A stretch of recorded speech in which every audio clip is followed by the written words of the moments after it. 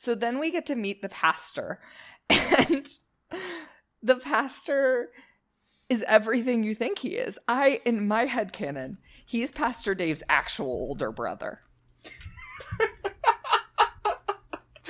Not that rad guy we got to see briefly. Nope. Yeah, no, it's not Cool Lawyer. It's this guy who is like, you want to kick it with the ultimate rebel? You know who's the real gangsta? You know who also had a wet-ass pussy?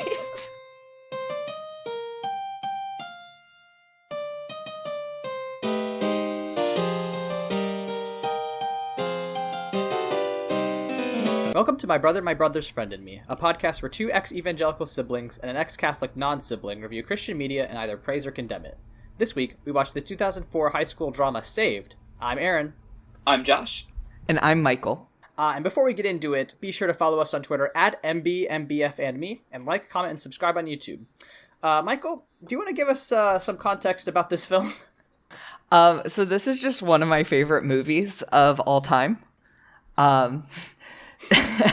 So this is a film that came out the same year as Mean Girls, and they follow a lot of parallels with one another.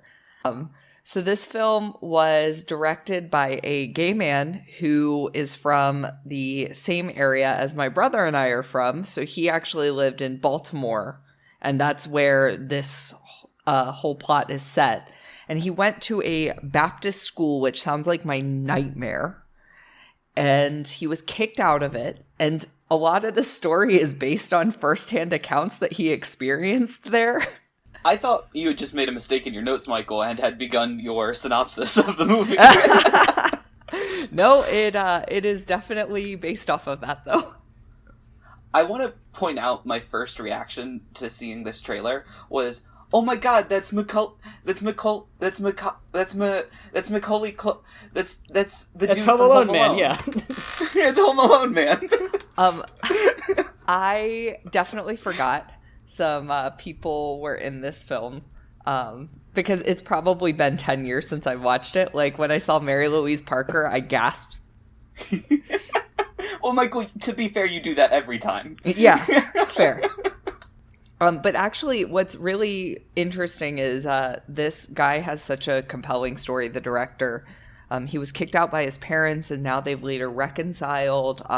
They were not okay with him coming out. And then also, he has gone on to be a director for the television show Weeds, so he gets to continue working with Mary Louise Parker. But this was his big film moment, and the studio was not expecting this movie to be a success. They definitely thought, like, oh, this is just another teen movie. And like I said, Mean Girls wouldn't be out for another probably 3 or 4 months when this film premiered at Sundance. It's so wild to me that this movie came out before Mean Girls. Mean Girls is based off of this. I mean, honestly, there are so many parallels. I was like, wait, Yep. What? Well, and what's wild is they did not put a lot of money into this movie, and it made $10 million. Not bad. It was almost on par with the VelociPastor in quality. Like, just... I can't even say that, like, jokingly, because it was, like, it's so much better than Velocip. Thank you for letting us watch a real movie. My pleasure. Yeah. Real quick for loyal listeners, sorry about the last one. We did have every intention of recording a Left Behind podcast, but the movie was such dog shit that we could not do it. I had nothing funny to say. It was genuinely the worst movie I've ever seen. So very sorry about our absence last week, but trust us, we're all better for it. Yeah, we are. It would have been 45 seconds long, and we would have had our opening bit, our closing bit, and then a part in the middle where Aaron just apologized. Yeah, exactly. That's in our Patreon. It's just like 45 minutes of me being like, I'm so sorry. I goofed on this one. My bad. It's hilarious. Yeah, Anyway, thank you, Michael, for bringing some culture to this podcast. Look, I had to get us back on track. Can I just say, and you might have to cut this out, Aaron. I love Michael explaining cultural moments to you. It is my favorite in our group thing chat to where I was witness like, in our Michael, group chat. what is Why wet ass pussy? I don't understand. Guys, I have. What this is a is going WAP? to be our intro. I have a reference to wet ass pussy in my notes. Good.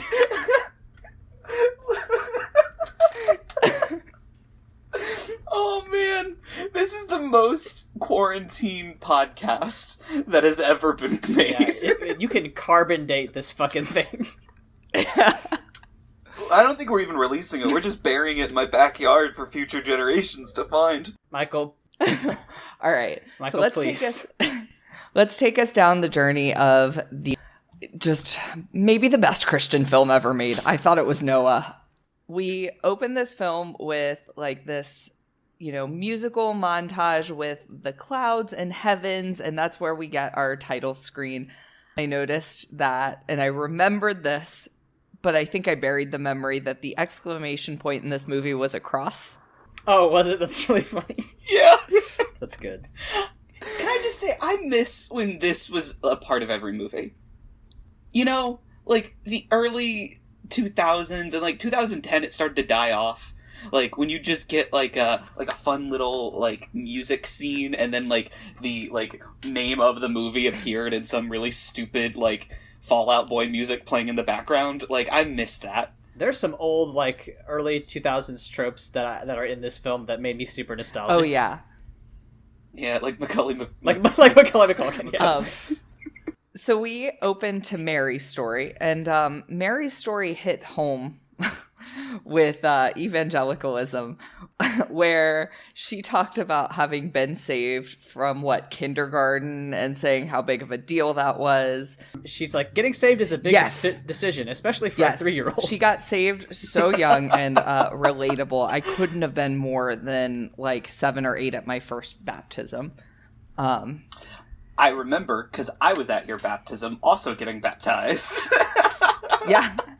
We were like, man, the Catholics are stupid because they make you do it with babies and you can't make that decision. Now, 4-year-old, eternal life? Listen, well, the age of reason is like 2.5. Everybody knows that. Yeah, that's when you know it. Yeah, that's when you know. So we also get a really like casual dark scene where Mary talks about how her dad like went to go with the angels, and it was a reminder of how we need to be careful of the language we use with religion and the afterlife and children, because she wanted to go too and tried to step out into ongoing traffic. Yeah. I think that's the first indication that this show like deeply understands the problems with evangelicalism. It's like, oh wait, that's actually kind of a good point, because like there are so many moments in this film it's like, oh, this is a little bit too real, and I've exactly known people that are like, oh, this is definitely the logical extreme. Yep. This was a good point and where I was like, oh, thank Christ. Like, thank God it gets it, Well, it sets up the next scene, which I think is a little cringy, but it sets it up of like, this is a satire. And so we then get to see who we will later be introduced to as, I'm going to work very hard to not call her by her inspiration name, which is Tammy Faye. Yes, boys and girls, we are having a callback. Hilary Faye is named after Tammy Faye Mesner. Oh, God. It all comes full circle, ladies and gentlemen. Having flashbacks of horrible food buckets again. This is our final episode. We have peaked. And Hilary It's Faye all is played connected. by none other than Mandy Moore, with the most atrocious spray tan, blue eyeshadow, and orange brassy hair you've ever seen. But also, like, she looks like a lot of people we know.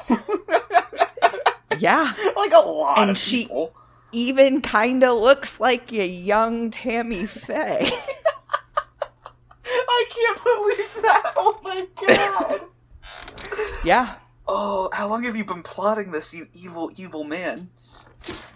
Look, this is one of my favorite films. Also, you introduced the Tammy Faye plotline, Josh. Don't even dare. This is entirely reaping what you've sown. No. Listen, I introduced the Jim Bucket. I introduced that. Michael took his own little DLC, extra little path, side mission, and that's why we're here. Great. Good.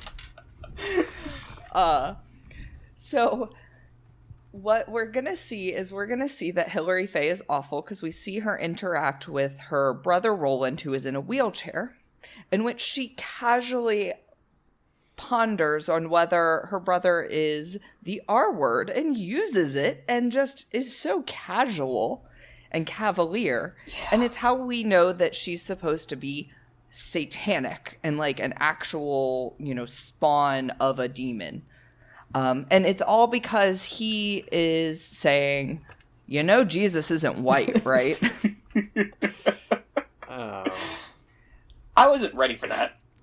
Yeah, I mean, I think it's beautiful that we get up there and they're putting together this painting, this big mural statue of Jesus, and they're arguing over whether or not Jesus is white. And then we're like, oh, his sister is a casual ableist. Not casual. She is an active, very, very professional ableist. She signed up to get the pamphlets weekly. Yeah, no. Card-carrying member. Yeah. So then, we get to see Mary and her boyfriend. And, we're starting to get introduced to all the characters. And so Mary and her boyfriend do this cute thing where they go underwater and secrets. And then her boyfriend has a big secret. He tells her he's gay. I loved that scene because they're just like, she's like, wait, what? Because he says, I think I'm gay underwater. And she's like, wait, what? And he's like, I think I'm gay. And she's like, what? And then he just yells, gay underwater.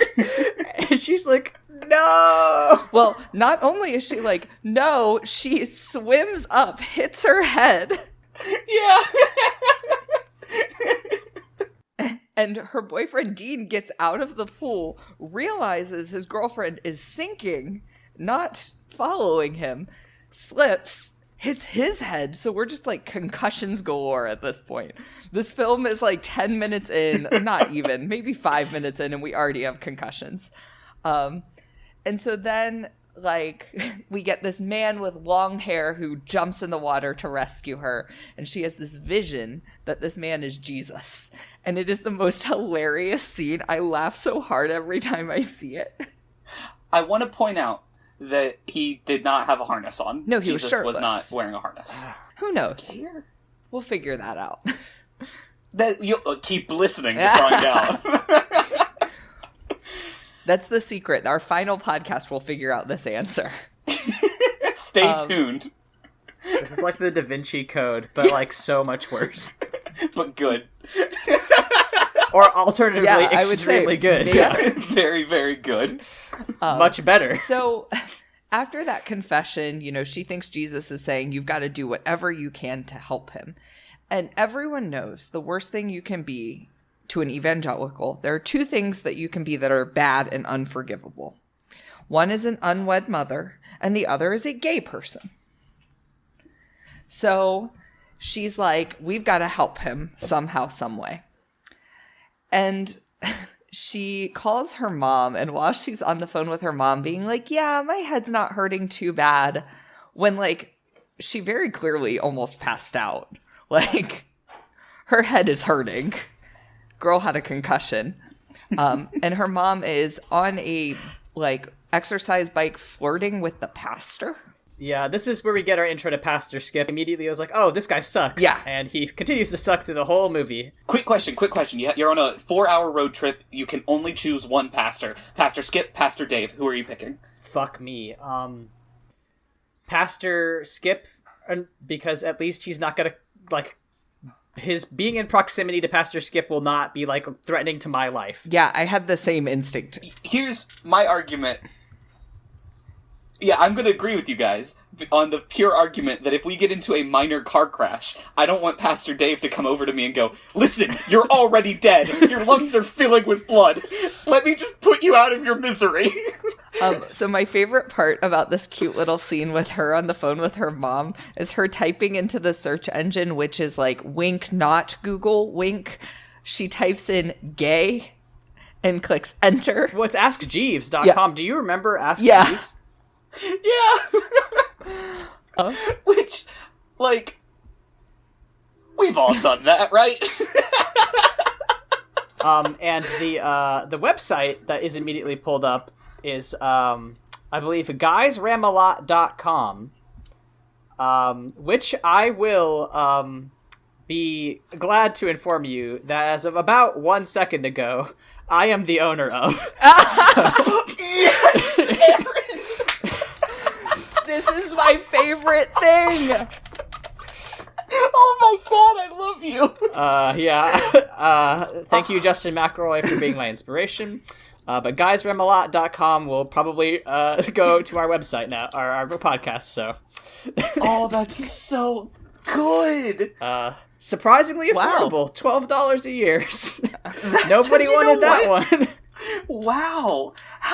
How is that not gobbled up immediately? I feel like it's just too on the nose. I can't wait to make Aaron sell me that so I can put my Lancelot fanfiction up there.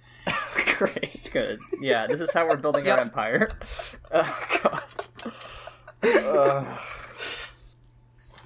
Oh my god. I'm good now. All right, are we ready? Yeah. So we see Mary, and she is very clearly saying that, okay, so God's calling me to save my gay boyfriend. How do I do that? Guess I'll fuck him. The magic of vagina. But then she's like, wait, unmarried sex is a sin too. Which is worse, being gay or having sex outside of marriage? Being gay. So, which is the answer we receive multiple times as children. but Mary actually finds a different source for her answer. She does not go to school. She goes to the holiest spot of them all, the gun range. Excellent, yeah. Spot on.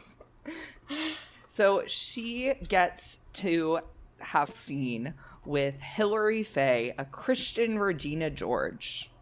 I keep thinking, because you're my brother, and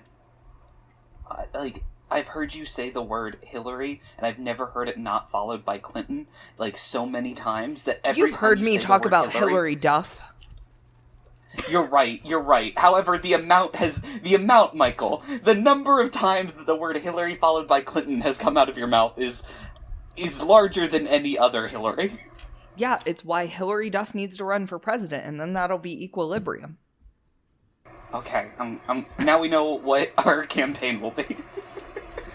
But Hilary Faye is telling Mary all about how she can have a virginal heart again, even if a, quote, rapist tries to take her virginity.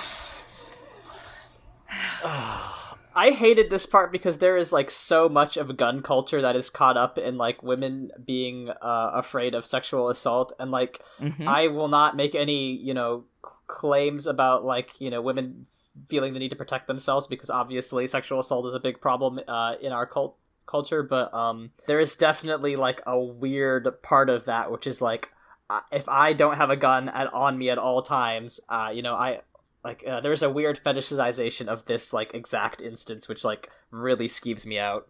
Well, and not to be this dude, but I think a lot of it has to do with a tie of fear that has been kind of perpetualized with white women that minority men are coming to commit sexual assault on them, and that you need a gun to protect yourself from minority groups. Well, not minority groups. I think it's important for us to say black people. Like, black that's people, what we're talking that's about. what we mean.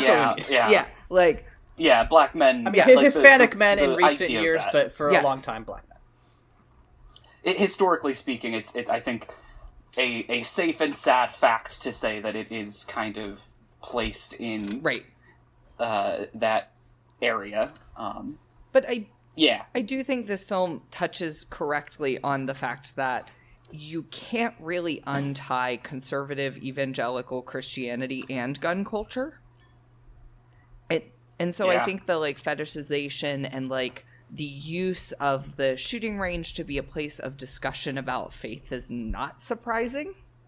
Well, like, just between like our life, Michael, there was not a single pastor that we had that wasn't a huge proponent of guns. Our dad.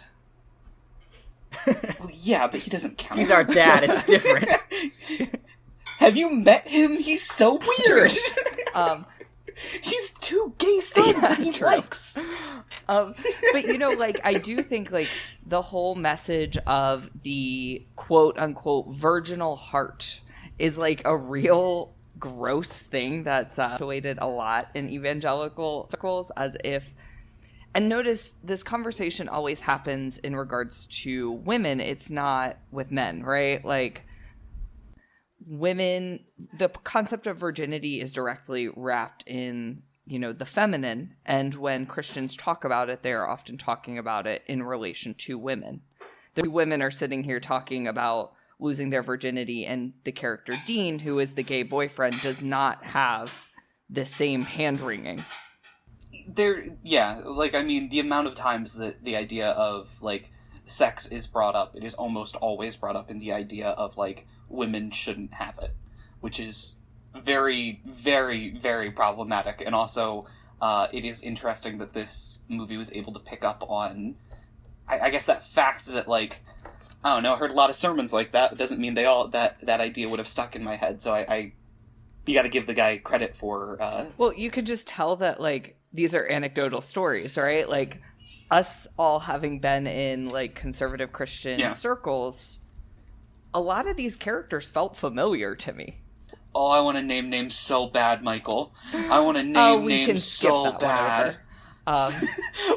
Because we have to get to a very important plot point. Mary comes over to fuck her boyfriend after he's done looking at gay porn.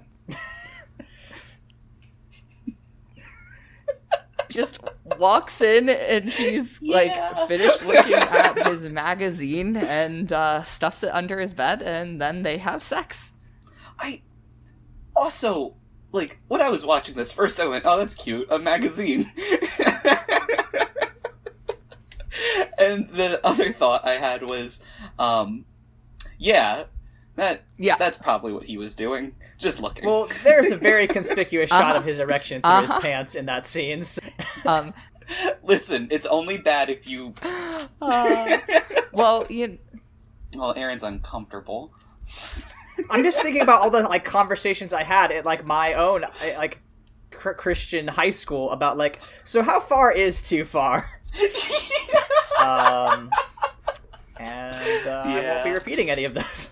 You know, there is this interesting comfort with homoeroticism, but not homosexuality, right? Well, I mean, it's okay if you want to, like... Look, what this... I'm not going to finish that sentence on... What this podcast should tell you is it's okay to be gay.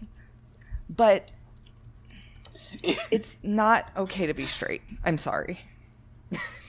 Finally, yes. Aaron, we're coming for you. Get me on the fucking Daily Wire, get me on Fox News. I am ready to run the talk circuit and talk about how oppressed I am on my own podcast. Thank the Lord. Well, funny that... We've been trying to get Michael to stop, like, insulting the straights, and, like, we just can't. Like, we've been trying for years.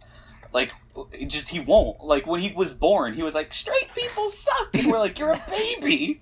I'm not born yet! Well, it is funny that Aaron said, thank God, because after sex, they both thanked Jesus. You guys didn't? Can't say I did. That wasn't your first move? Can't say I did.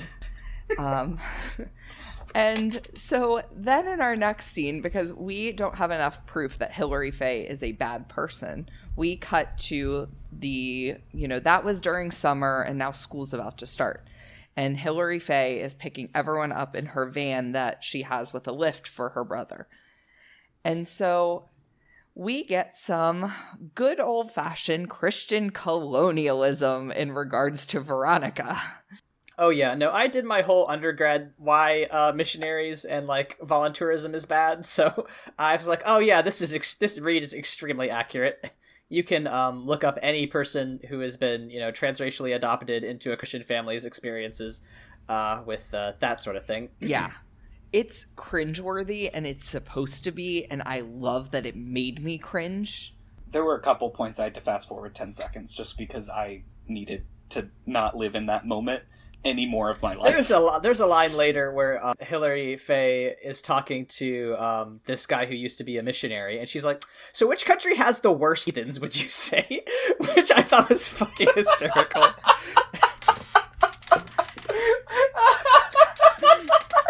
There are some line. All right. There are We're some going good speed round lines in this film. Even though the answer to that question is obviously America. It's Florida. Okay. Oh boy. So then We're anti-straight and we're anti-Florida. Those are the two hills we will die on. I can get behind that.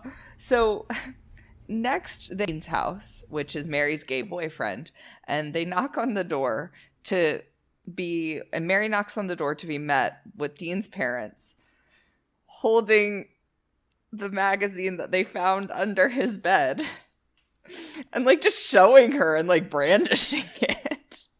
And unfortunately, the story ends just the way you think it will, and they sent him to conversion therapy. So we find our fearless heroine's goal to convert him has not only failed, but he is being punished for it. Yeah, and I mean, it's almost like the power of vagina didn't work on this one. I feel like the way that they handle conversion therapy in this movie is that is the one place in which they is, because the conversion camp he went to seemed kind of rad.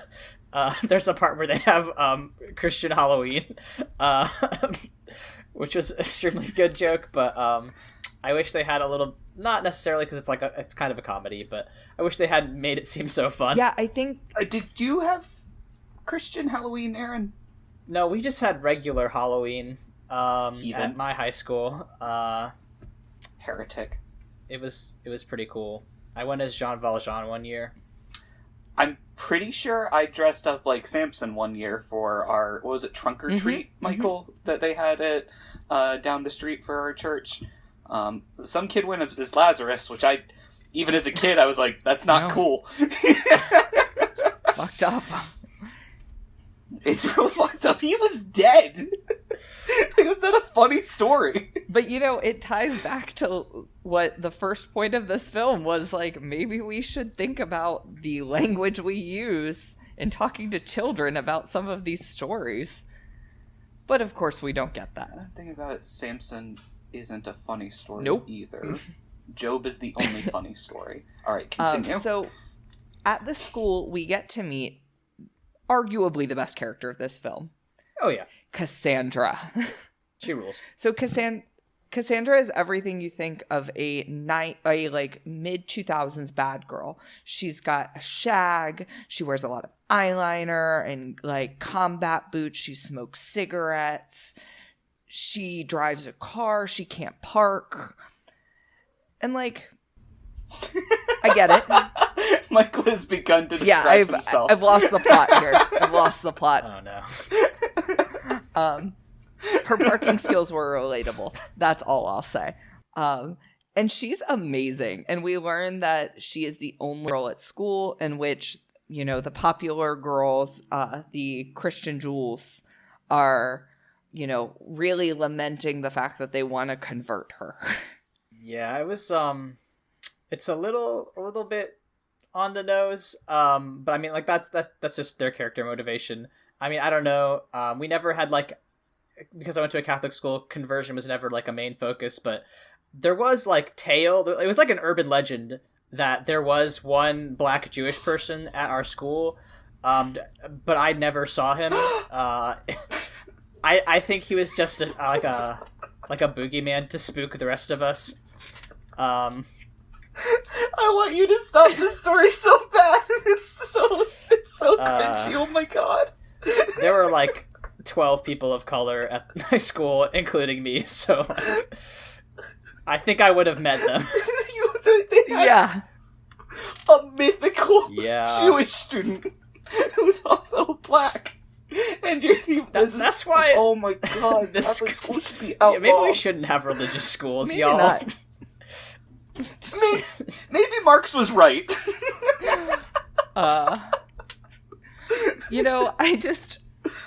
It really is the thing, though. Like, the director actually said about this film, you always have the Jewish student that everyone wants to convert at a Christian school. And, like, I think that ties into even Aaron's experience. Like, it's almost, even if your goal isn't primarily to convert them, there is this, like, idea of someone who's not like everyone else. And there's also specifically a fascination with Judaism. Like the belief that they're like, you're like, you almost got it. You're just missing these last little details, which is very bad. It's a very bad way to look at another religion. And it is American white evangelical support of Israel tends to be from a place of, this is a land where a bunch of Jewish people will convert to Christianity. And it has, like, turned into a powerful political lobby, and it's just a wild thing where everything's conversion based. Now, if the Left Behind that Nicolas Cage did had even remotely talked about that, we would have been able to discuss it with you last week. But no, it didn't stick to the plot of Left Behind. Never. Okay. But how are we supposed to know that he was sleeping with that flight attendant? That is more important information, Aaron. He wasn't even the book. He wasn't even. Never mind. No, this is not. We're not.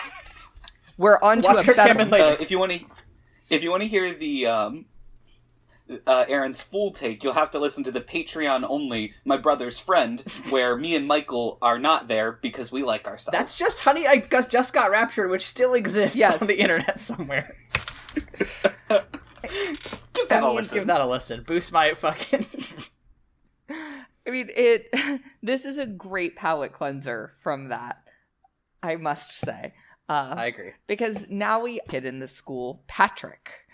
And Mary gives one of my favorite lines, that most of the boys in the school look like NASA employees. That was funny as hell.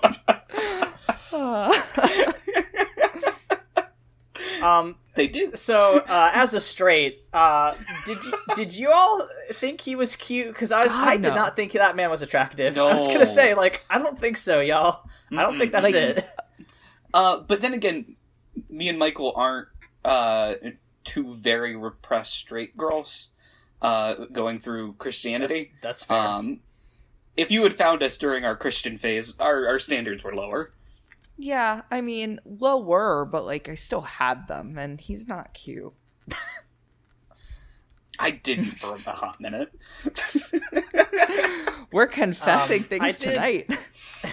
Yeah, wow, it's a spicy one. This is MBMBFAM After Dark. My favorite detail about him is that he is part of the Christian Skateboard Association, which is super funny and also very accurate. I like that he's the pastor's kid because fucking relatable. Yeah, extremely relatable for some of us here on the podcast. Hey, Michael, as someone who was seen as the pastor's cool kid, did you find this relatable? I don't know that I would call my experience being cool. I'm sorry, as someone who is seen as the pastor's in the closet kid, did you find this relatable? I mean, it was funny because I actually felt like I had, like, moments of relation to each of, like, the bad kids. Where, like, I had moments where, like, Roland really stuck out to me, moments where Cassandra stuck out, moments where Mary stuck out. Dean, of course, because obvious reasons. But this boy, I did not have those with. I love that he's the pastor's son. I love that he's a rebel, and we know that because he has long hair and he skateboards not well, but he skateboards. So then we get to meet the pastor, and the pastor is everything you think he is. In my headcanon, he's Pastor Dave's actual older brother. Not that rad guy we got to see briefly. Nope. Yeah, no, it's not Cool Lawyer. It's this guy who is like, you want to kick it with the ultimate rebel? You know who's the real gangsta? You know who also had a wet ass pussy? He was the dude who was behind the camera for rapping for Jesus. All right, enough about Toby Mac. So we do get a really cool moment where we get to like hear everyone's prayers. And I thought that was really cool because it did some like really fun like show not tell with the characters where you're not like this person is rude and this person is smart. It's no, these are like actual thoughts, right? So we get Hillary like praying for like this to be her year and saying that she wanted an expensive car and her parents made her get the van for her brother. We get this inkling that there might be a little something happening with Cassandra and Roland. I love that we get like a little wink about. We also get a little wink. Basically, everyone's just horny in their prayers because we also get Patrick thinking about Mary. And it's just everyone's really, really horny in their prayers. And as someone who spent a lot of time praying not to be horny for men, I can't relate. Well, Michael, you didn't go to church camp as long as I did. This is incredibly accurate. I believe everyone was so horny all the time in all of their prayers. Church camp. And so then we get Cassandra's, which I love. And Cassandra is saying, just to be... So I have been spoken to by the Holy Spirit, translating what Cassandra said to all of you. It's a gift. Oh, this is exciting. You're pulling from our mother's side of Southern Baptism, which is the Pentecostal religion. I'm going to do the same thing and grab a poisonous snake and let it bite me, and God will protect me. Yeah. I mean, you know, I didn't ask for this gift, but I have it. Cassandra in tongues is saying, I have a wet ass pussy. I knew you were going to fucking do this. Michael, I listened to Ben Shapiro read those lyrics. Please don't make me listen to someone else read those lyrics today.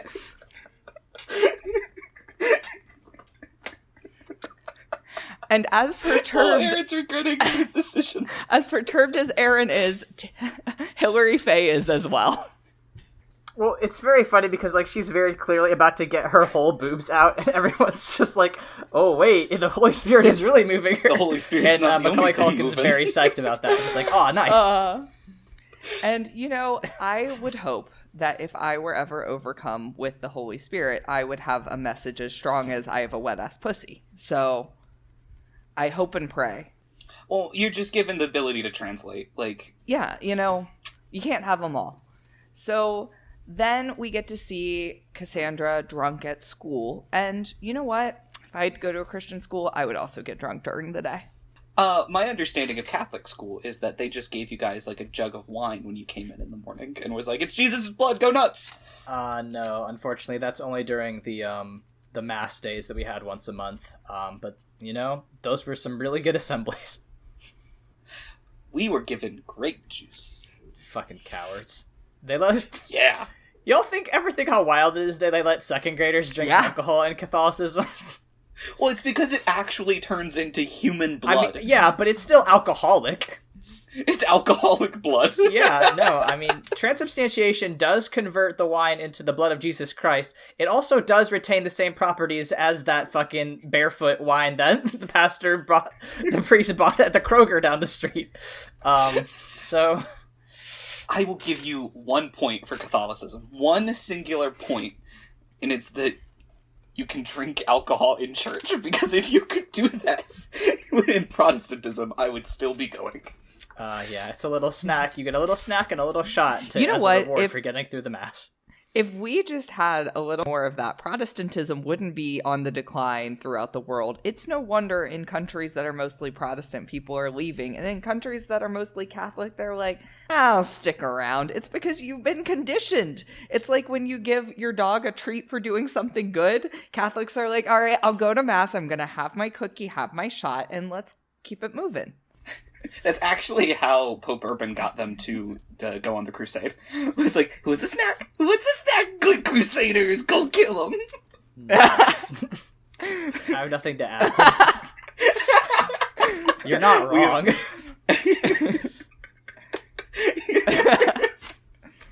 Aaron's like, fuck, they found out. Our secret, we were so careful. We do get to see something that is even more shocking than our talk about shots in church, and it's that the Christian school gets sex ed. I didn't, and I went to non-Christian school.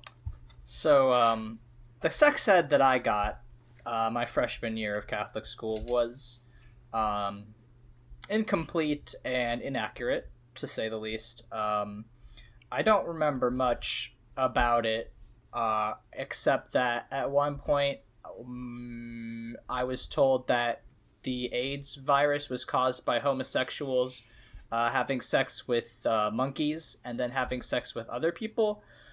And that was about it. That sounds about right for religious understanding of sex ed. I have the unfortunate distinction of being someone who had sex ed from multiple different angles and none of them good. Oh, really? Can you explain? Yes. So I feel like I probably got the sex talk probably half a dozen from different sources. And again, I'm going to really, really nail this point. None of them were good. So I think the first one was actually at school, public school, where they talk about like puberty and sex and don't really give any details. But then we would get them like, and I get that sex ed should be a moving thing and like grow with you. But like the difference between 4th grade and 5th grade is just not big enough for us to really go in on this every year. Wait, I need to, like, cut you off. We went to the same public school, like, 4 years apart. They told us that in 4th grade, and we're like, see you freshman year! No, I got it every single fucking year. So I got it 4th grade, I got it 5th grade. I think I got 6th, had 7th off, had 8th, then on freshman year, then again in sophomore year. Well, 7th grade, yeah, nothing I mean... No one is horny during 7th grade. Yeah, nobody's horny the year they turn 13. Definitely not. No, They took a breather. And, Never. You know, I just don't quite understand it because not one of these conversations even mentioned homosexuals. So, and might I add, none of the sex talks I received mentioned same-sex sex whatsoever. So that was a fun one to find out on my own. I got the church sex talk, which was the entirety of don't have sex or you will get pregnant and die. Should all wait until marriage. And they pushed having purity rings and purity pledges pretty forcefully. And as someone who has never really had like that deep sexual attraction to women, I thought I can wait until I'm married to have sex with a woman. So I signed up. I love this because I got the outside perspective where you were like, I'm like, this is the easiest fucking thing. Easy, my dude. Just wait. It's a cakewalk. Meanwhile, I still don't know what women have down there. What do they even got going on down there? No one told me. I can't wait to find out. Well, according to this film, they're all just, you know, smooth like Barbies and Kens. And that is about how the church sex talk goes. I don't have a whole lot to add except for I had one sex talk with my father, which was brief, and it was ironically on the way to a talk about angels and demons, which is very funny. On brand. Most sentence ever. Yeah, in the basement of the Catholic church that we went to. The two genders, angels like, and demons. Angels and demons, basement. Yeah. And I was like, so, do you have any questions about sex? And I was like, nope. And he was like, all right, that was it. I think the sex talk my dad gave me was that you have sex, and that's where babies come from. And he was like, he's got it. He's got it. He'll know what that means. And I was like, what do women have even? What do they even have? I had no sex talk from our dad, but I did from our mom. And then also my grandma, who did not give me an age appropriate, but was the most accurate of the group. It included talks about protection. It included talks about, you know, Plan B, abortion. It covered everything. It was very, very thorough. Again, did not quite get there on gay people. So none of these talks very helpful for me. As much as I joke, I did get a sex talk from Michael, which was him a lot of times going, "That? You're into that? Those? You like those?" Which is... Let's be clear, I've never judged my brother for his sexuality. You called me a breeder! No, I didn't. That's a fake story. That is not! That I'm is gonna mythology. just, leave for 20 minutes and let you hash this out. But, all joking aside on this comedy podcast, Michael did give a fairly in-depth conversation of protection and waiting till you're emotionally ready, but no one has told me what you're supposed to do once you get down there, so we're just, like everyone else, just winging it. Yeah, I mean, it's almost like the sex talks that we have planned just don't really work, you know? They, Not gonna lie, Michael, I don't think... I love you. I don't think you would have given me a ton of, good technique advice. No. Aaron's so uncomfortable. and, I you love know- this so much. I Listen, love if it. you all brothers want to talk about your fucking fellatio tactics, you can do that, but it will not be on air. Aaron, that's for my OnlyFans. We're plugging that next. Okay, That's the yeah. paid sponsor. If you go to guysramalot.com, You're gonna find 3 things. Lancelot fanfiction, this podcast, a link to Michael's OnlyFans, diversifying the portfolio. God damn it. So to get us back on track. We're not even halfway through this fucking film. Aaron, how are you gonna make this into a podcast? Not great, it looks like. This is one of my favorites. Or the best. So we cut to a scene with Mary and her mom, and they're watching a Christian game show, but her mom gets bored and puts on a Lifetime movie with Valerie Bertinelli. And mood, if I had to watch Christian, I'd also want to put on a Lifetime movie with Valerie Bertinelli. It's also the most on-brand thing for Christian mothers, if our mother is anything to judge that by. Yes. And so we get a moment of, light, this film is known for its light hand with everything, including foreshadowing, messaging, all of the above. And so Valerie Bertinelli's character in this film says, she's wearing a headscarf. She's obviously supposed to be bald and have cancer. She's like, I took a pregnancy test. I had missed my period and it came back negative and I learned that I had cancer. And Mary's like, wait, she learned all that from a pregnancy test? And you see this little germ of an idea being planted in Mary of, maybe something I should look into is a pregnancy test. Because when you don't give teenagers the sex talk, they don't use protection. So Mary goes ahead and goes to the CVS and steals a pregnancy test.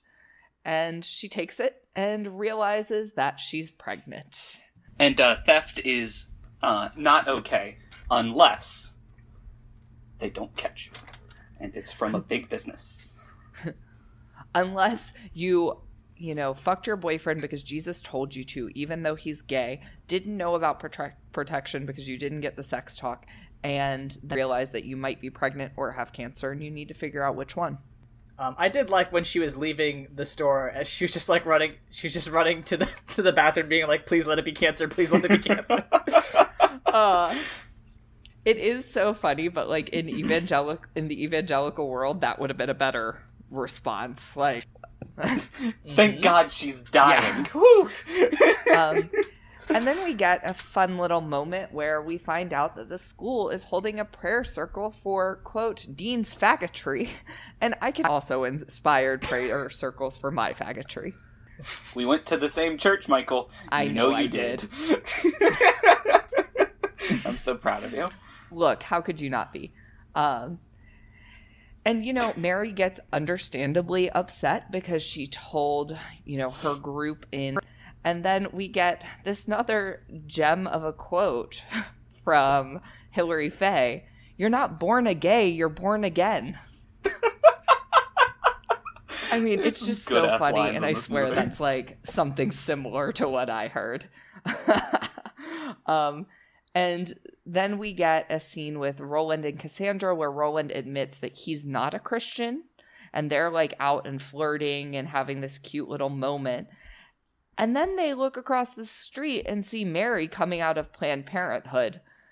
This quote directly because this is another really, really, really good one. Cassandra says, "There's only one reason for a Christian girl to go to Planned Parenthood." And Roland goes, "She planted a pipe bomb?" Cassandra responds, "Okay, 2 reasons." That fucking rolled. That one got me. I was like, oh, hell yeah. And it's been established in the opening scene, I think we missed this, that they do regulate Planned Parenthood and hold up the same signs that you see us go over in our AKA Jane Roe episode if you want to hear our opinions about evangelical Christianity and the pro-life movement. I just want to put out my controversial opinion that the protesters can suck my entire butt. Yeah. I would go on my rant here, but we're already an hour in, and I don't think that everyone needs to hear it again. But we do get Mary at the prayer circle coming from Planned Parenthood where, she got her bad news. And she goes and Hillary kicks her out of the Julesette prayer circle in a very dramatic, short falling out scene. And, watching this, it was very quick, right? But I think it's really meant to show how superficial Mary and Hilary Faye's friendship was, and how the moment that she stopped feeling righteous or upholding to this certain standard, she dropped her. And that's a real thing. As someone who, came out and worked through Christianity later, I still attended church for a long time. And I kept having people who were just trying to befriend me to convert me. And it kept being a thing like that. And the second they realized that I was not apologetic about, not being straight, they would drop me. And it felt like that. It felt like, oh, this is the kind of human this is. And these are real people. Yeah, this is another example of, despite the fact that, a lot of us have seen these types of people, that it is impressive that he was able to boil it down to those, identifiable, aspects so well. You gotta give him credit for that. Sus doesn't know a Hilary Faye. If you don't, you're lucky. And weren't raised religious. Yeah. So we get a scene with Mary on the phone with Dean where he's talking about camp. And he loves it for reasons that are fairly straightforward for what you put a bunch of sexually frustrated, freshly out of the closet teens as roommates. You might be shocked to know that they come out of it not having been, quote, cured from homosexuality, but justified. That's one way to put it. And he actually talks about that. He is rooming with Mitch, another gay guy from San Francisco. Very happy about it. They're having Christian Halloween. He gets to roommate with another gay guy. He's out of the parents' house and doesn't even know that Mary's pregnant yet. And she just never finds the time to drop that in the conversation. Also, can I just say, of course, his name is Mitch from San Francisco. Yep. It is, this film really doesn't want you to have to do a lot of mental math to figure out who these people are. And I really appreciate that because I think it makes for a great story. So we get to see some Halloween costumes in the school where Mary and Patrick are actually dressed as the same thing, and it's kind of cute. But Mary has much bigger things to worry about than flirting with a not so cute boy. And fair. She knows, and she's got to try to hide it.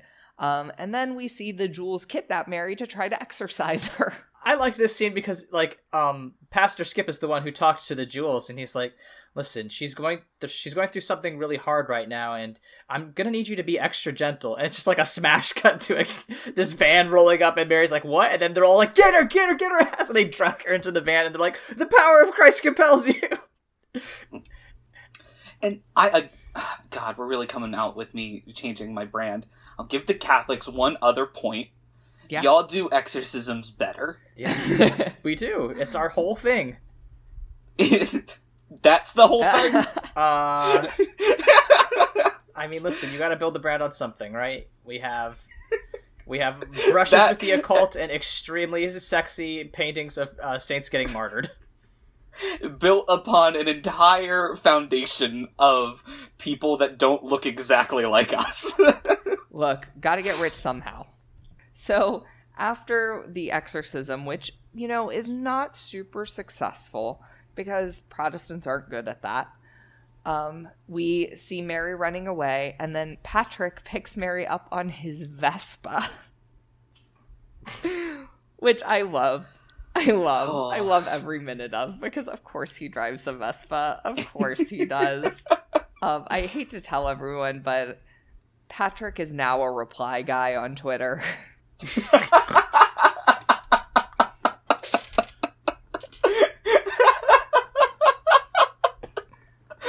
so ready for Patrick's a simp shirts to become a store near you. Oh my god. But Patrick does have a cute moment with Mary, albeit on his Vespa. And he does give her the helmet, which I was watching because I thought it was irresponsible for a pregnant girl to be riding on a Vespa without a helmet. He says that especially a woman with history of head injuries. Yes. A well-documented history. Yeah. So he says that he doesn't think Dean is sick and thinks that is for not the people they're sending there, but the people doing the sending. And I think that is the perfect way to describe these so-called camps. Like, it's made for parents to be like, I don't want to fucking deal with this anymore. Let's just send them away. I bet I'm assuming those camps do not come cheap, right? There's no way they're, like, free. Well, like, this is any way to rip money out of the conservative Christian Protestant group. Like, they'll spend all kinds of money if you can fix their kid. Should we start a camp? Oh my god. Listen, you guys know my dream of becoming a Christian comedian. Hold on. Okay, this is off of the podcast. Okay. All right. Okay. We could start a camp. I live in the Midwest. There's a lot of space out here. We're right next to the Creation Museum. Michael could be like a testament. Yep. Yes, Michael could be our testimonial. Yeah. You could be our talent scout / comedian entertainment. Mm-hmm. I could do logistics. I'm a medical professional, so if they have a gay heart attack, you've got it. Well, and we scam the parents, but not the kids, right? The kids show up. Yeah. Well, yeah, no, it's a camp. Yeah. It's a Camp Nowhere situation, right? We're like, hey, we're going to teach you about sex. We're going to teach you about the history of Christianity and the queer community. And we're also going to teach you how to become financially independent. Here's so many condoms. Here's a ridiculous amount of condoms. They all get jobs at the camp. Now we just need a name. This. I mean, we've got to, play off of Fyre Fest. Michael, you went what's hot? What's hot right now in the media? Wait, I've almost got one. White Anglo-Saxon Protestant. Yeah!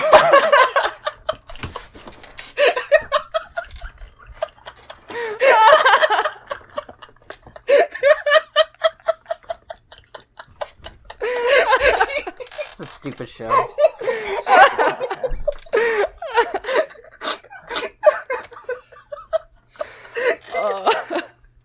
The water slide's wet and gushy, man. Mac and cheese on the stove. Yeah. That's a wet ass P word. Shut up, Ben Shapiro. I can't think about that video anymore. It's the worst. Oh man, that was my best joke ever. I love this. This is my favorite episode we've ever recorded. Aaron took a stage dive like Kermit. I had my soul left my body when you said For that. that white Anglo-Saxon Protestant. Amazing. So a scene now where Mary goes to the bathroom and Cassandra confronts her and is like, hey, I know that you're pregnant. And Cassandra is the first person on this show, including her mother, to show her empathy. And I mean, at all. Like, even the least, like, baseline, how are you? And, like, she gives her a hug and she's there for her and suggests that they skip school to go shopping, which is my favorite combination of things. And then we do get a dressing room montage with her and Cassandra and Roland, and it did just give me like a warm, fuzzy feeling. I was just like, God, I miss these. Yes. Yeah, I miss seeing people. I miss trying on like 15 outfits and only buying 2 things. I recently came out of the closet, which meant that, like, legally I had to download CoStar and buy some button-ups, and, like, that is really hard if you can't try any of them on. I miss it. And so then we get, I feel like I lost the scene, and maybe I just forgot to take notes about it, where Mary is with her mom and talking to her about the camp, and her mom compares it to a car where, like, I can change the gas and change the oil, but if the carburetor's broken, I don't know what to do with it. And that's why we send our kids off to camps. Which is what we do with cars. And, we just get rid of them. And as a hairstylist, I do have some qualms with a lot that goes on in a couple of these scenes. And I won't go into excruciating details, but her with the foils in her hair, there is no way that those turned into the Party City wig that she was wearing in the next scene that was very clearly synthetic, and it looked like Barbie hair, and you could see her sideburns peeking out through. It was just bad. There was nothing good about that wig. The only note I have about this scene with Mary and her mom is, like, this is sort of the kind of, like, because they're both commiserating over their, like, bad turns in life, because Mary's mom is, like, still trying to hook up with Pastor Skip, and Mary's, like, pregnant and alone. But, like, I imagine that the relationship Mary and her mother have is, like, similar, in this moment, at least, is similar to the relationship that we all have with our fathers, which is just, like, do you want to talk about this bad thing that's going on in your life? Not really. Do you just want to sit in silence and eat chocolate? Yeah. Yeah. That sounds about right. Yeah, that's that tracks. Brian. That tracks. I felt bad because it was so clear that, like, this was the case of a young girl who kind of had a little bit. And so she chose to, like, protect her from the knowledge that she was going to give birth, like, days within turning 18. And I feel for Mary. Yeah, like, keeping parent issues to ourselves, like, it is very difficult to watch, children in general put, like, their parents' like well-being above their own. Well, and it's I think really common, at least in fiction, with girls and their moms when the mom's a single parent, right? Like, there is the trope of, like, the young mother who wasn't ready and the daughter kind of raised herself. And I think Mary is that, but, like, I don't know. I feel like they play it in this film in a way that it's still sweet and it's still fresh, and it doesn't feel like a retread of, say, like, Gilmore Girls. Yeah, I actually really liked, like, this scene in general. Like, there was some, like, points in this movie that were a little cringy, but, like, I genuinely enjoyed this. Yeah, Mary's mom is not a good person, but, like, there is this scene in particular is what I meant when I was talking about our dads, because it is kind of like a nice, like, hey, we're just trying to get through it, and, we don't have to talk about it, but we still have affection for each other. And, like, that warmth and fondness. What I don't have warmth and fondness is that fucking Party City wig that they were putting on her during the nativity play. Michael. You don't understand. I literally could... Can we talk about the nativity? I couldn't focus on the nativity play. That's my notes. Okay. Oh, this is so you. This is the most you've been in a moment. So, oh, God. I do like this next part, though, because, like, Pastor Skip and Mary's mom talk about it, and Pastor Skip's like, no, I don't want my son dating your daughter or whatever.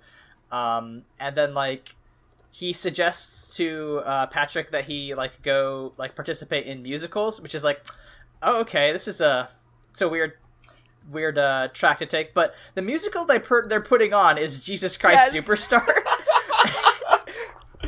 Just like, all right, come on.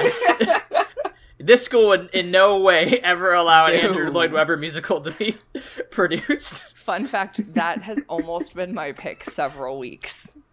I know it's gonna be eventually. Like, that's the reason it hasn't been my pick, because, like, I've always wanted an excuse to watch that movie. Yeah, I haven't seen it either. One of these days we will get around to it, Yes. I'm sure. And we can just... that's going to be a 3-hour one, because I'm just going to talk about how much I hate Andrew Lloyd Webber. Oh, same, I'll join you. Listen, the reasons that you and I hate Andrew Lloyd Webber, I expect are very different. We'll save that for cats.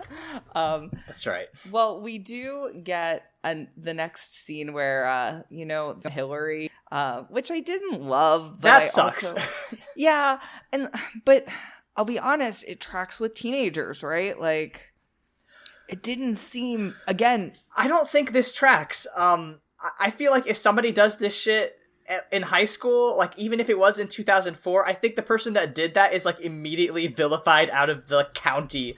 Like, it's like, oh, you did this horrible, terrible thing to somebody for how they looked, and even if they did look that way, it wouldn't be, like, enough to be like, oh, haha, look how ugly this person is. Like, I just don't think that teenagers are like that. I don't know. You've been outside of high school for too long, my dude.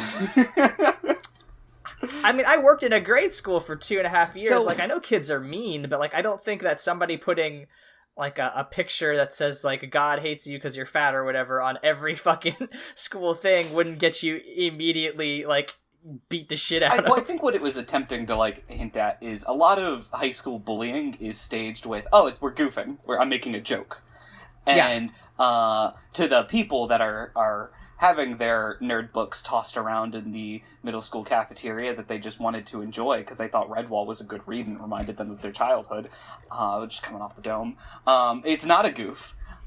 So I can see a little bit of, like, what was the inspiration for that. Okay. Well, and so my read on it is that it was taken differently because she's now skinny and pretty and popular and blonde, and she doesn't have, dental work. And so because of that, you can hit her on how she used to look, right? Like, it's this whole idea of, like, skirting around it. And I actually think it has a place in this film, even though I think it's, like, an awful thing to do. Because as a teenager, you can see that way of thinking of, like, well, she's bullying us and she's ableist to her brother, who's one of the big ringleaders during this, right? And it's like, she makes fun of people for their appearance, so we can do the same. When really it's just, like, kind of a shitty thing to do.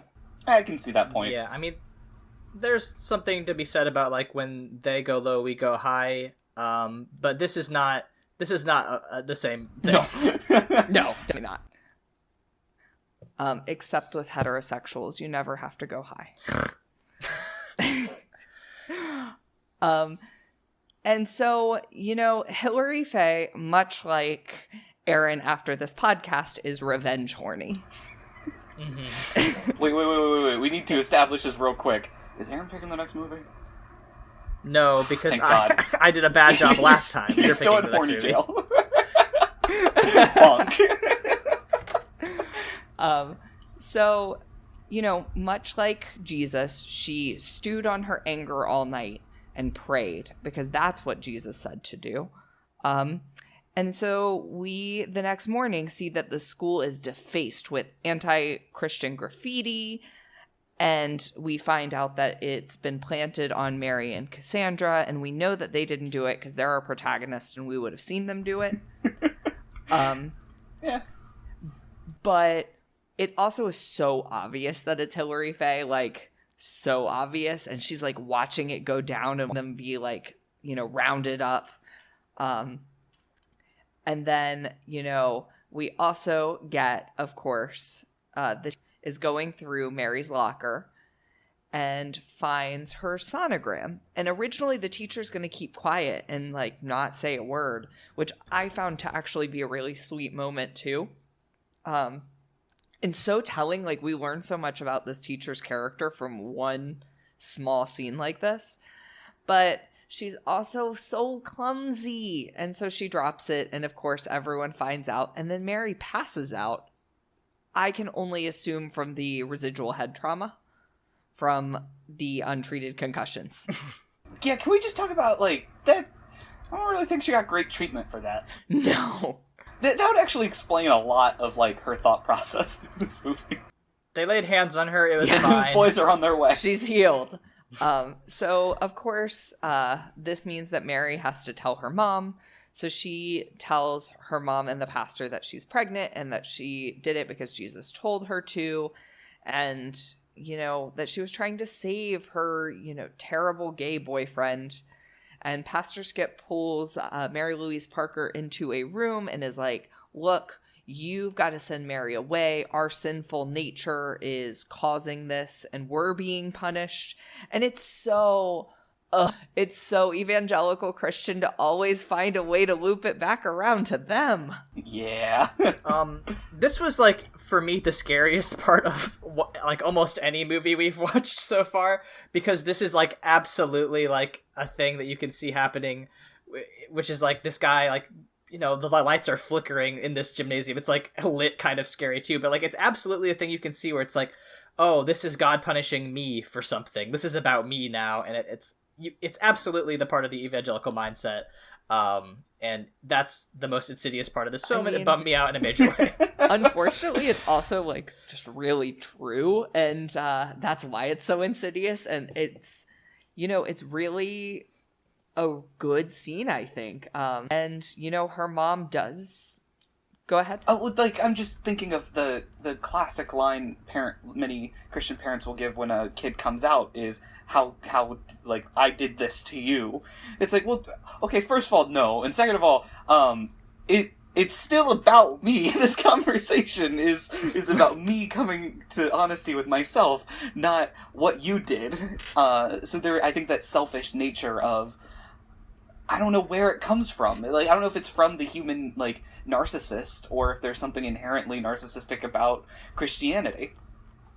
Well, and I think we should be clear about, like, this is an evangelical trait. I think a lot of it comes from, this whole we are chosen and destined, like, we are God's people. It also ties into, like, some toxic, like, nationalism around it too, where like they'll talk about Christianity as being like, they'll talk about the United States being like a Christian country. I think it's really like wrapped in this idea that, having asked Jesus to save you has like now made you special. So a lot of the happenings in the world will now make sense because you are the sun and the happenings are the solar system. I think that's a very, like, concise point there. I mean, look, being verbose has its points, and it's that I'm able to explain things. So Mary Louise Parker is sending Mary. Sorry, I just in my notes stopped calling her Mary's mom and started calling her MLP. As you should. I can't explain the way that my brain works. Several times I've had to correct myself and not call Hillary Faye Tammy Faye. So, but my favorite fact. She says that she's sending Mary to Mercy House because this could ruin the rest of her life. And, insinuating that being a single mom could ruin the rest of her life, which is not something your teenage daughter who just told you she was pregnant needs to hear. Now, out of curiosity... Especially if you're a single mom. Yes.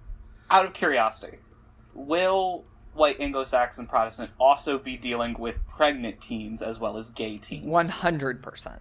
Okay, just want to make sure I get the brochure correct. Yes.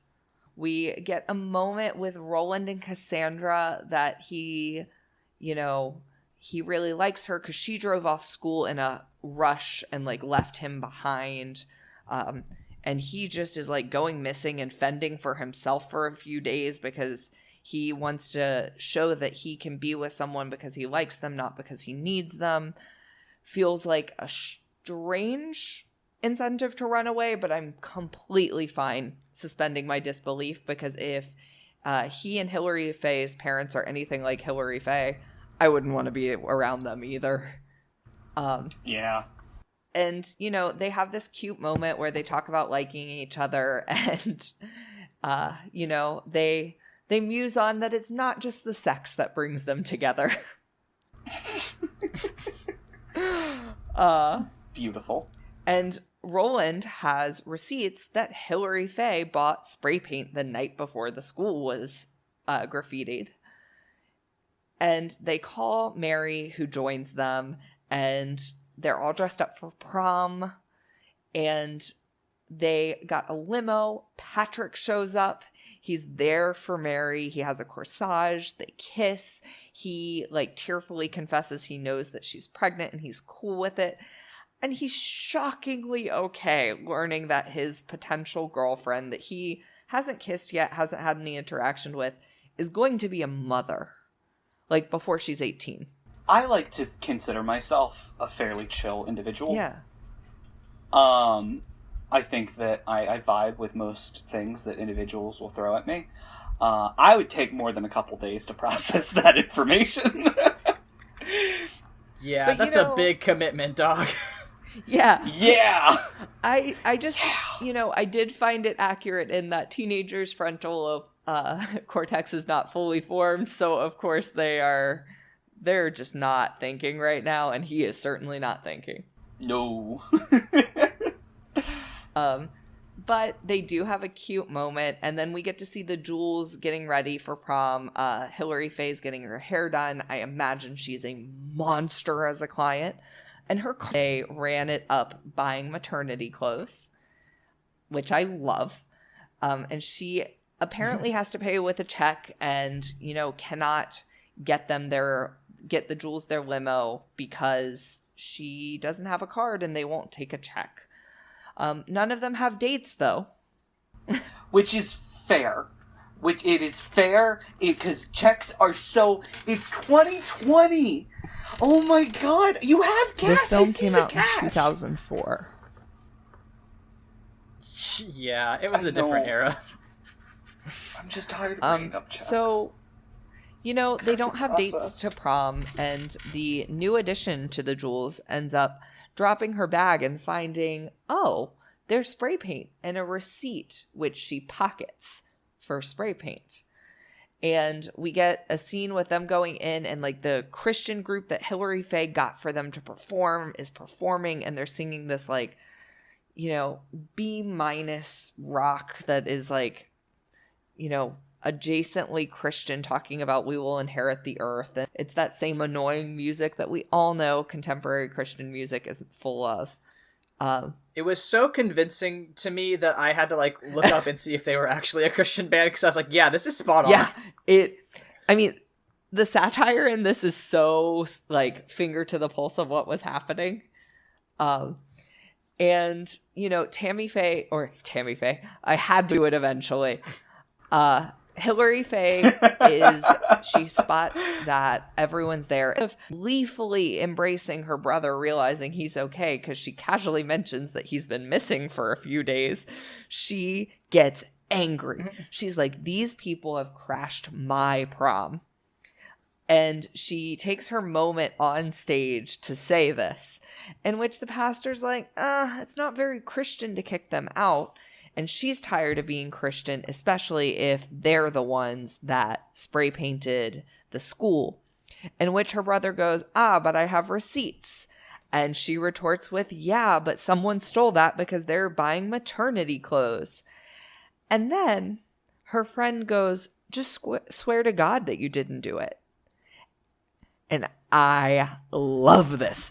This scene is everything, and it will remind me why this film ruined other movies' prom scenes for me, excluding like some really notable exceptions because so much happens at this prom. And so Hilary Faye swears to God just for her friend to pull out literal receipts proving that she was the one that graffitied the school. It's amazing. And so it really is something beautiful. It is. And so she's kicked out of prom, and she says that Jesus told her to deface the school, which is hilarious. And then we see a van for the Mercy House kids, including Dean with his roommate, Mitch.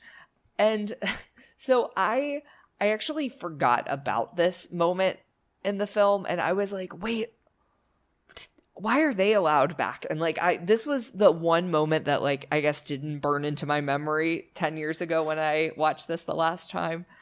But they actually stole the van.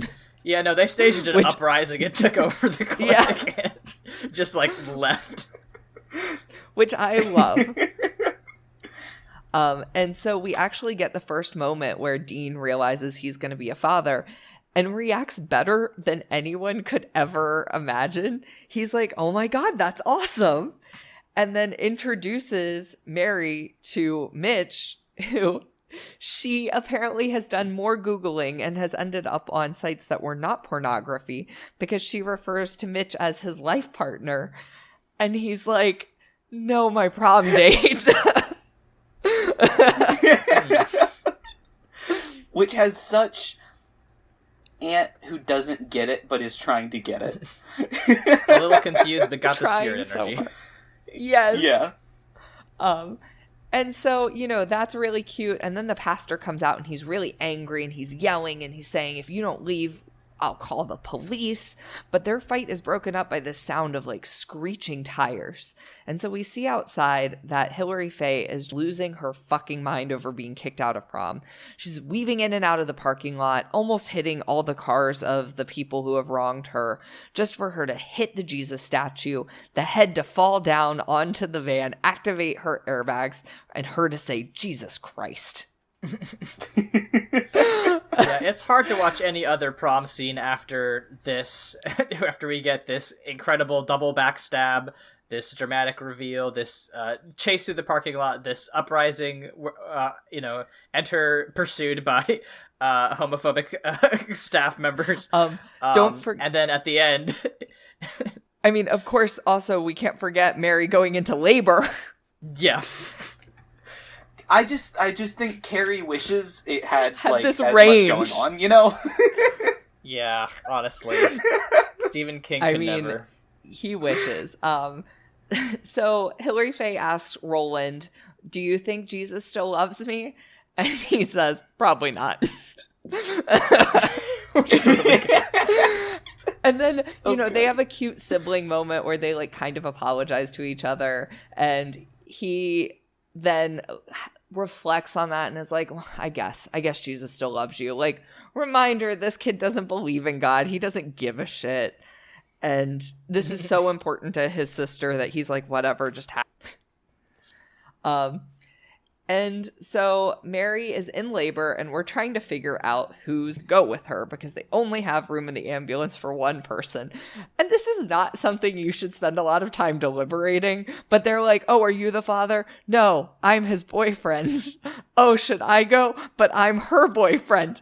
And then her mom just cuts through out of nowhere, like just like materialized from the ether to be like, Yeah. all right, out of my way. Let's go. Yeah, no, it was a weird thing to have her mom come in and be like, no, I'm actually good after all. This hospital redemption arc at the end I do not buy, but you know what? It's like, whatever. It's a feel-good movie. Yeah, Fine, I do whatever. feel like they could have ended it on a bit more of a cliffhanger, but decided, like, as dark comedy as this film truly is, that they just didn't want to quite do it. And the only criticisms I've read of this film is that, like, at the very end, it is pulling a little bit of a punch there. But I'm okay with that, personally. yeah, it's fine. It's Her fine. mom is It's now fine. supportive, is not sending her to camp. and tells the pastor as much. And so they're in the delivery room, and Mary just gets to be surrounded by everyone she loves. She's got all of her friends there, Roland and Cassandra. She has her boyfriend, Patrick. She has Dean's boyfriend, Mitch. It's just this. Her mom was so worried about her raising this kid alone. I'm like, this kid has too many fucking parents. Can I just say, I miss being able to give birth and have my boyfriend and the father of my child and the boyfriend to the father of my child and my mother all in the same room. And my two best friends. And my two best friends. Like, I miss... that shit does not happen in real life. Nope. I miss... They would all Skype her. They're all over Zoom. You're lucky if you're the actual parent and you're allowed in. Yeah. Yeah, sometimes even the mother's not allowed into the room. What I love, though, is that, like, Dean is over the fucking moon about being a parent, which, you know, these are 18-year-olds, a little scary, but I can't say very much. My parents were so young when they had me, and I turned out fine. So... Yeah, we're two winners. Obs. But... You know, we get a scene with the pastor, like, thinking, like, should I go in and apologize? Should I not? And her mom looks out, like, wistfully, but then looks back at the baby and is just like, nah, my life's so much better without him. And, girl, you don't need a man, and you don't need a man who's a pastor, and you don't need a man who's a pastor who's the older brother to Pastor Dave. And also... You don't need a man who is a pastor, who is the father of your daughter's boyfriend. Who's also still married. Listen, that's like the fourth thing. That is his fourth bad quality. There's so much going on so, there. you know, we just tie this all up in a knot, and, like, everyone's pretty happy, and Mary's, like, musing on the fact that, like, her views have changed. Like, she doesn't feel necessarily connected to Christianity per se, but she does feel like, you know, there's got to be some divine power putting this together. I like to think so.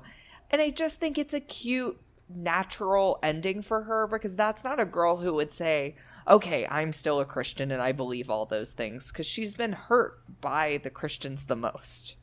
And I also don't think this would make sense if she was like, and it's all fake and a lie. Yes. Like, that's a process. That's a process. But yeah, and then we cut to the credits, and I fucking love this movie. I love this movie so much. It's a very good one.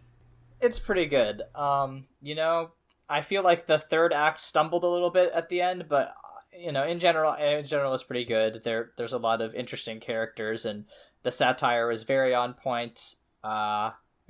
Thank you, Michael, for allowing us to watch a real film for once. Look, I would argue all of my picks are real films.